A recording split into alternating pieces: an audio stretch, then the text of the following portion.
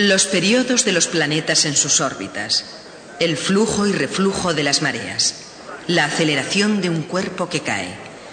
Todos esos fenómenos son consecuencia de la fuerza de la gravedad y han inspirado el trabajo de muchos científicos, desde Kepler a Einstein. Bien, casi hemos llegado al final de nuestra historia. Pero antes quisiera atar algunos cabos sueltos.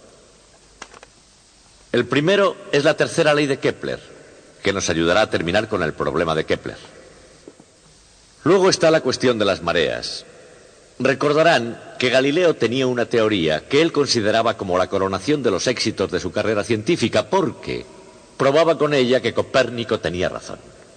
Pero Galileo estaba equivocado. Hoy les voy a explicar cómo funcionan las mareas. Y finalmente, quiero que volvamos a lo primero que hicimos, la ley de la caída de los cuerpos.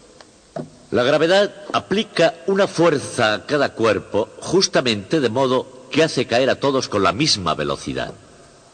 Se le ocurrió a Albert Einstein que tenía que haber una poderosa razón para que eso fuera cierto.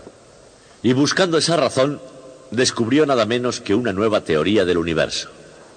Y esos serán los cabos sueltos de hoy. Así que vamos a comenzar.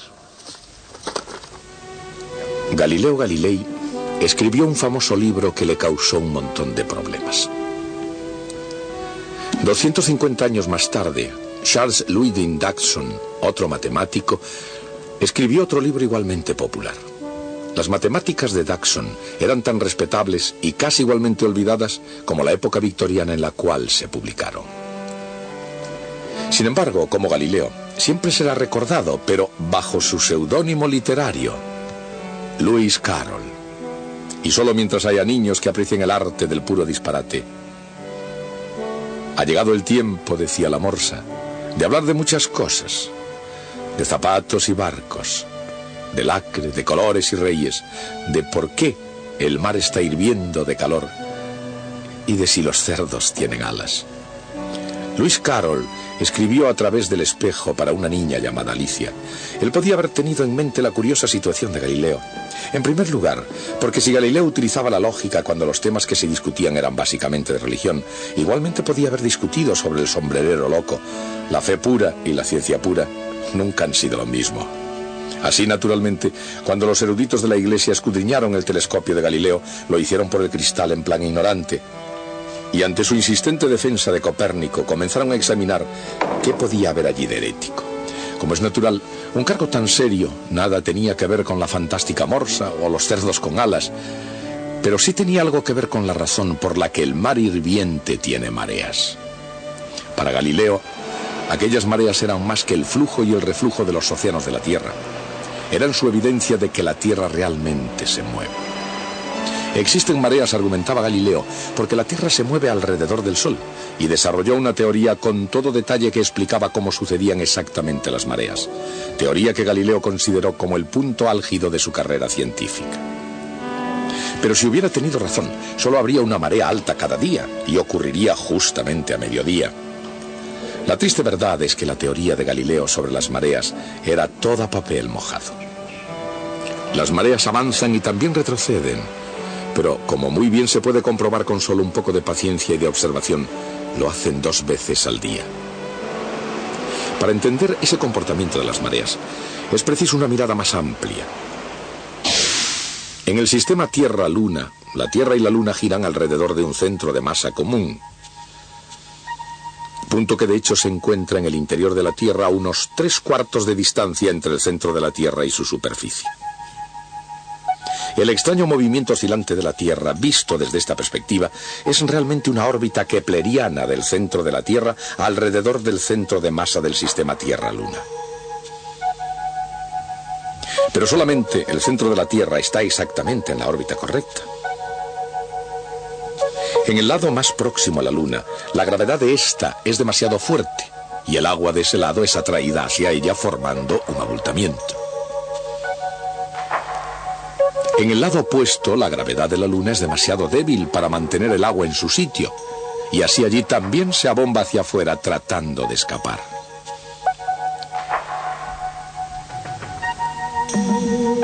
Cuando la Tierra oscila alrededor del centro de la gravedad Tierra-Luna, también está girando sobre su propio eje.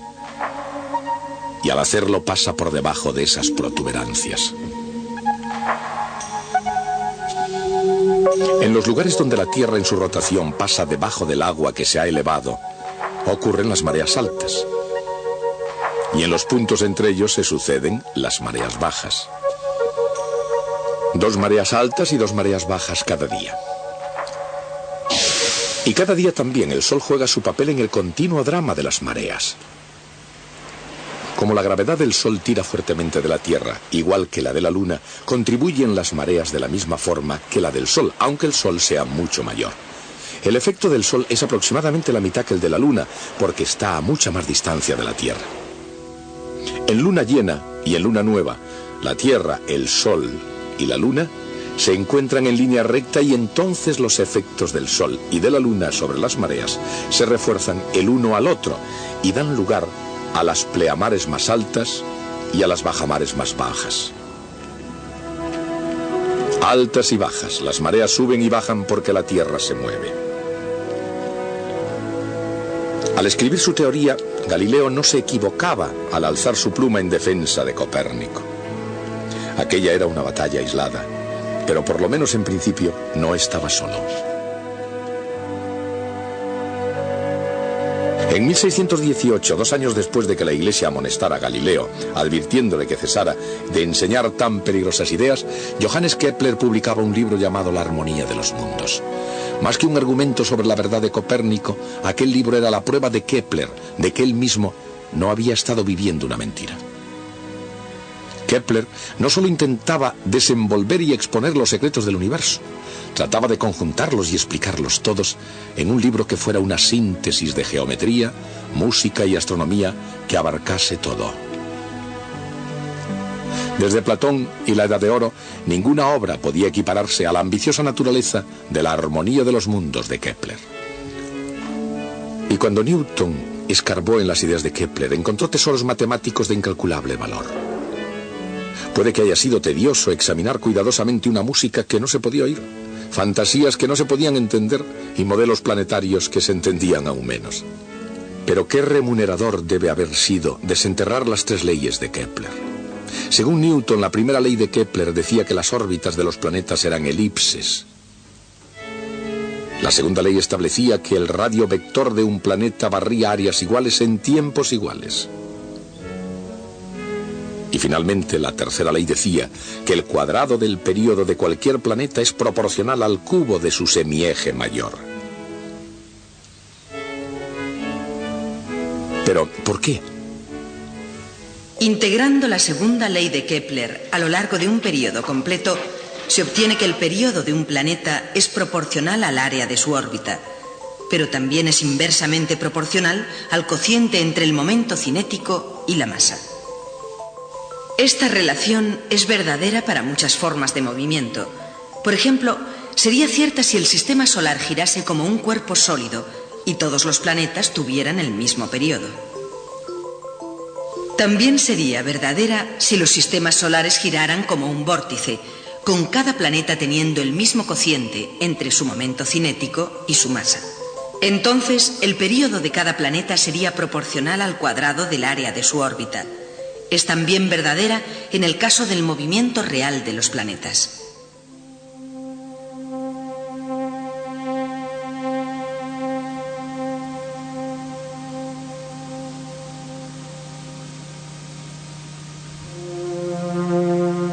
Este movimiento, producido y dirigido por la ley universal de la gravitación de Isaac Newton, presenta una órbita elíptica cuyo tamaño depende del cociente L partido por M.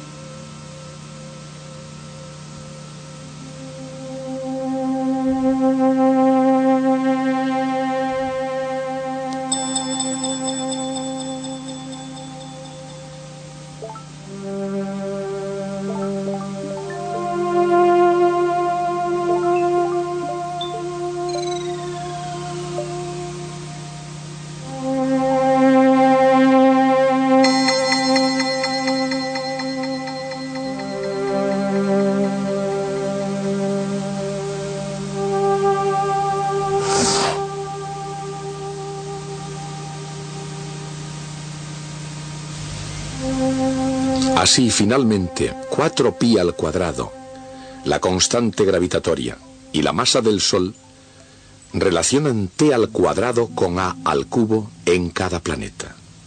La tercera ley de Kepler relaciona los períodos de los planetas con el tamaño de sus órbitas. Y es una relación sencilla, elegante y en conjunto profunda. Por supuesto, la historia de la ciencia se puede ver como una serie de conexiones igualmente penetrantes. La arriesgada conexión entre una idea copernicana y la teoría de las mareas de Galileo. La conexión entre el Sol ascendiendo, la Luna ascendiendo y las mareas ascendiendo sobre la Tierra. La conexión entre estos tres unidos y encadenados en una órbita eterna. La conexión entre las órbitas de todos los planetas y las tres leyes de Kepler del movimiento planetario. La conexión entre las tres leyes de Kepler que explican cómo se comportan los planetas y las leyes de Newton que explican el porqué. Y finalmente, desde la ley de la caída de los cuerpos de Galileo a la tercera ley de Kepler, a la mecánica de Newton y a su ley universal de la gravitación, la conexión explica el universo mecánico. Pero algunas cosas raras en el universo parecían estar fuera del alcance incluso de la explicación de Newton y parecían requerir un cambio, no solo en la naturaleza de la gravedad, sino en el significado del espacio y del tiempo. Para Albert Einstein, el enigma de la gravedad, el tiempo y el espacio no era de pequeñas consecuencias. Era un rompecabezas que prometía ser un gran desafío y, si se resolvía, la respuesta a quizás algunos de los misterios más profundos del cosmos. Como Newton antes que él, Einstein comenzó con la ley de la caída de los cuerpos. Galileo no comprendió completamente la gravedad, ni nadie lo haría hasta Newton. Pero Galileo descubrió el hecho de que todos los cuerpos caen con la misma aceleración constante. ¿Por qué la fuerza de la gravedad conducía a tan extraño resultado? Al calcular la aceleración en la caída de una manzana, se simplifica la masa y queda la misma aceleración para cualquier cuerpo que cae. Pero, ¿por qué es así?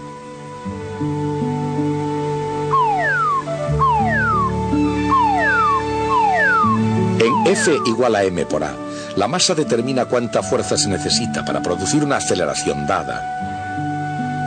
Dicho de otro modo, la masa determina con qué fuerza un cuerpo resiste un cambio en su inercia.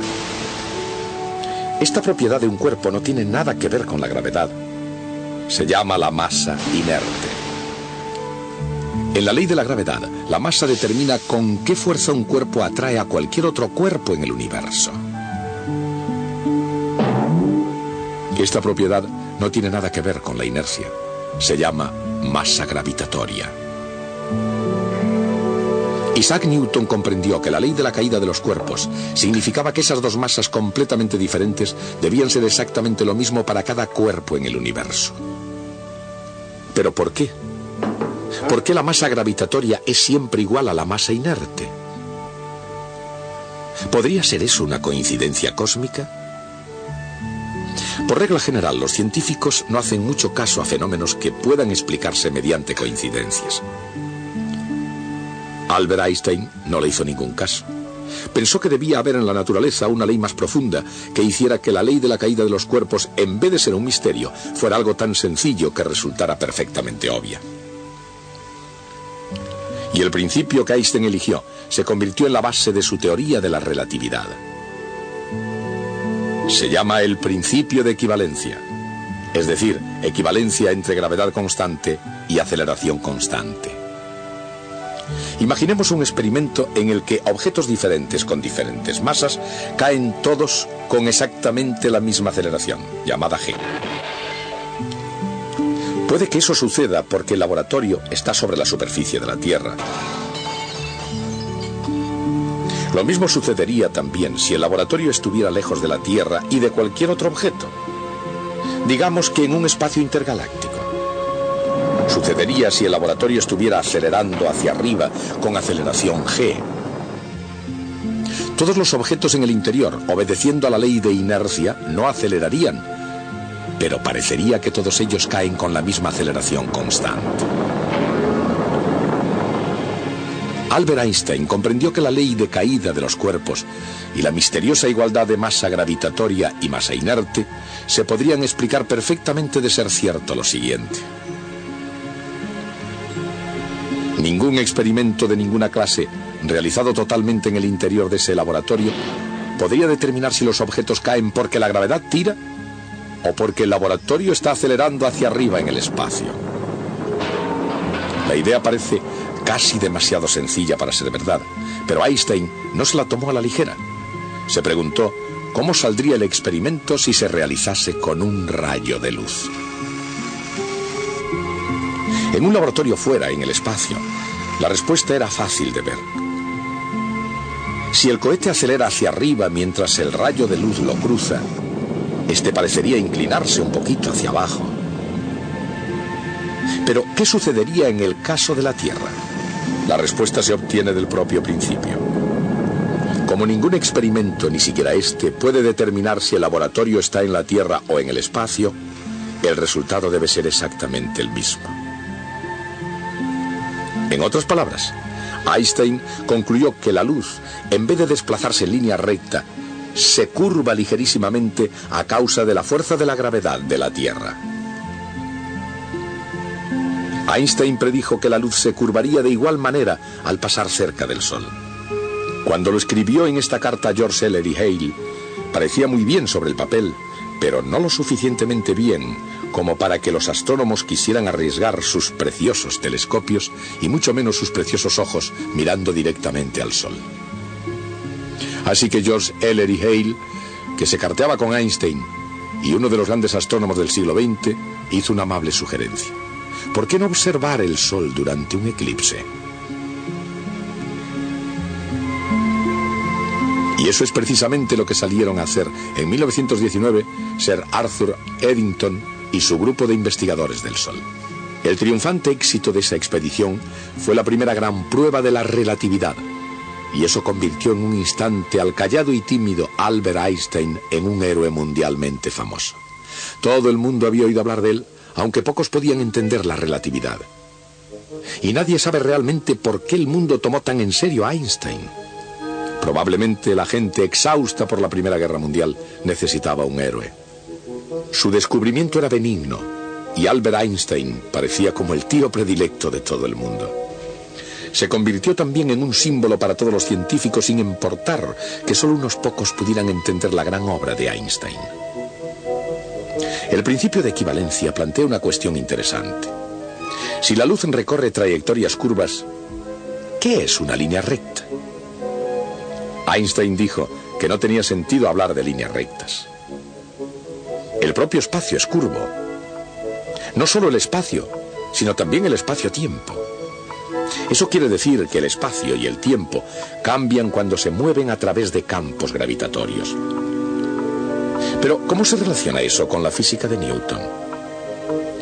En su ley de movimiento, Newton decía que un cuerpo con movimiento rectilíneo continuaría ese movimiento en línea recta hasta que una fuerza externa actuara sobre él. Si no hay líneas rectas, ¿qué sentido tiene la ley de la inercia? En un mapa plano o en una carta marina, la trayectoria más corta entre dos puntos es la familiar línea recta que los une. Pero no en la superficie de una esfera. Ahí la trayectoria más corta entre dos puntos no es una línea recta, sino un círculo máximo. Generalizando diremos que la línea más corta entre dos puntos de cualquier superficie se llama geodésica. Decía Einstein que la luz de las estrellas no puede realmente desviarse por la fuerza gravitatoria del Sol. En lugar de eso, se puede decir que viaja inercialmente por el camino más corto entre cada dos puntos en el espacio-tiempo curvo local. A cualquier observador le parece que se curva. Y por la misma razón, la órbita de la Tierra no tiene por qué ser, como dijo Newton, un compromiso entre la inercia que hace que la Tierra quiera irse en línea recta y la gravedad del Sol que mantiene a la Tierra dando vueltas a su alrededor. La Tierra, como la luz, se mueve inercialmente, sin fuerza ninguna, a lo largo de una geodésica del espacio-tiempo local creado por la presencia del Sol. Dicho de otra manera, el espacio-tiempo curvo, o incluso solo el espacio curvo, puede crear la apariencia de una fuerza, incluso si no hay ninguna.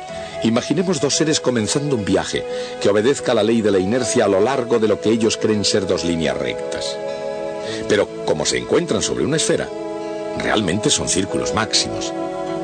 Al cabo de algún tiempo, comienzan a aproximarse de nuevo, como si fueran arrastrados por una misteriosa fuerza que puede que ellos incluso llamen gravedad.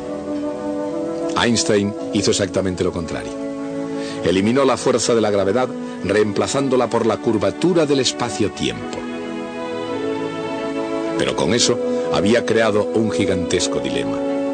¿Qué hace la masa para que el espacio-tiempo se curve? Einstein pasó los 7 años más difíciles de su vida, de 1909 a 1916, trabajando en el enigma. Cuando acabó, había producido nada menos que una nueva teoría del cosmos. No era una teoría ideada para extender o ampliar el universo mecánico de Newton, sino más bien para reemplazarlo completamente. ¿Podía ser eso posible? ¿Podría ser que después de todo la teoría de Newton estuviera equivocada? ¿Acaso no cae la Luna 1,27 milímetros cada segundo? ¿No barren los planetas áreas iguales en tiempos iguales? Y cuando una nave espacial deja la Tierra, ¿quién la conduce?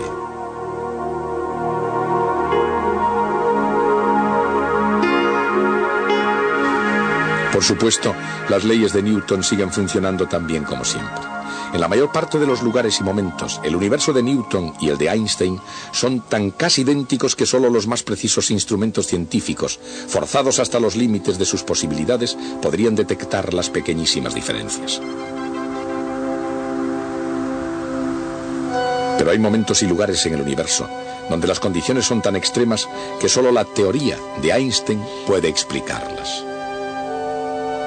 Por ejemplo, cuando una estrella muy grande, una estrella mucho mayor que el Sol, agota su combustible nuclear, comienza a desplomarse bajo su propia gravedad. Parte de su masa vuela hacia afuera en una violenta explosión.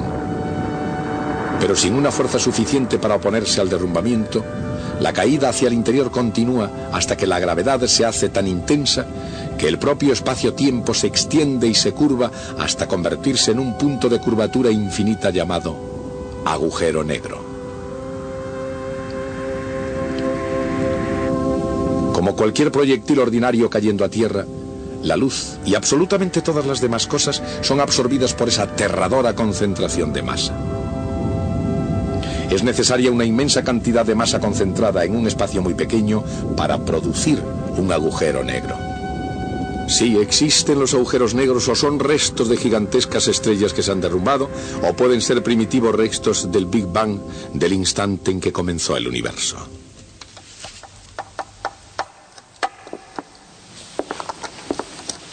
Por supuesto, a todos nos tortura la idea de imaginar cómo sería encontrarse en el interior de un agujero negro. Pero eso nunca lo sabremos. Es la máxima imposibilidad.